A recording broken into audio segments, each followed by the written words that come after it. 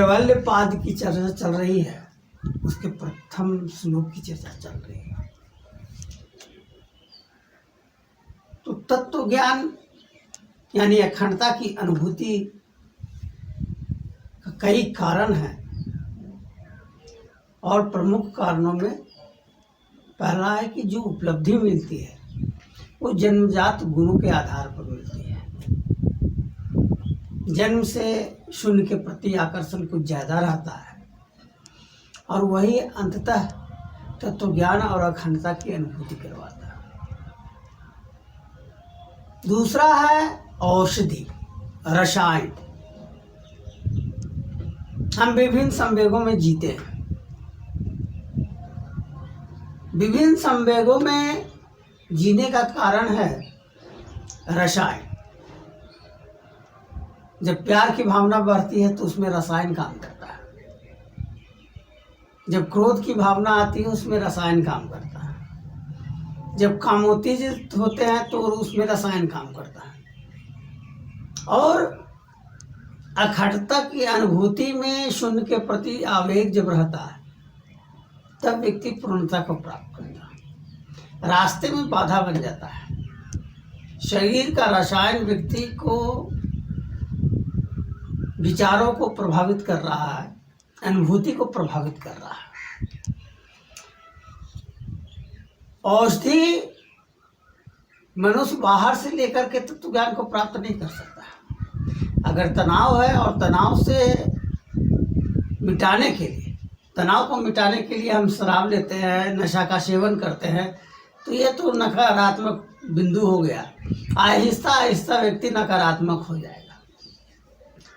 संवेगों को नियंत्रित करने के लिए हम जोर जबरदस्ती बहुत नहीं कर सकते। संवेगों को नियंत्रित करने के लिए परिस्थिति में हम थोड़ा सा बदलाव ला सकते हैं। उन परिस्थितियों में जो संवेग को बढ़ा रहा है, क्रोध की भावना को प्रबल कर रहा है, तो हम परिस्थिति से हट करके क्रोध को नियंत्रित कर सकते हैं।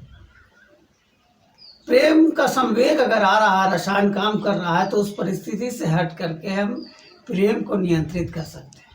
तो यह जो अनुभूति है, जो रसायन काम कर रहा है, जो औषधि काम कर रही है, उस औषधि के लिए उपयुक्त वातावरण कैसे हम तैयार करें, ये आस्ते आहिस्ता हमें समझ में आता है जब हम शून्य की ओर आकर्षित होते हैं। शून्य को बचाने के लिए परिस्थिति बदलते हुए हम संवेगों पर नियंत्रित करते हैं।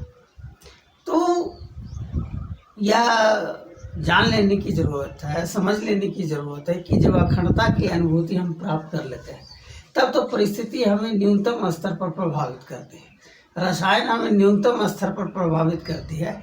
क्योंकि मनुष्य का प्राण अपनत्व का आकर्षण जिस विषय बिंदु की ओर प्रथम स्थान रखता है, प्रथम विषय हो जाता है, तो दूसरे अन्य विषय हमें कम प्रभावित करने लगता है।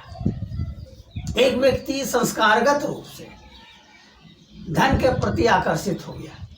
अब धन थोड़ा सा नुकसान हो रहा है या नुकसान होने की स्थिति पैदा कर रही है, तो वह कारण व्यक्ति को क्रोध से भर देगा।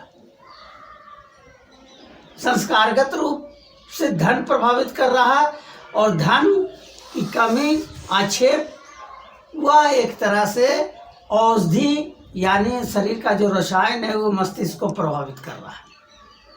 तो संस्कार ज़्यादा महत्वपूर्ण हो जाता है, और संस्कार से संवेग प्रभावित होता है। तो पहले कहा गया कि जन्म से व्यक्ति तत्वज्ञान की ओर बढ़ता है। इसका कारण है ध्यान के प्रति जो आकर्षण है वो जन्मजात गुण भी है और परिस्थिति जन्म गुण भी है। दोनों विषयों को समझने की जरूरी है। तत्व ज्ञान में जन्मजात गुण और परिस्थिति जन्य कारणों दोनों को समझने की जरूरत है।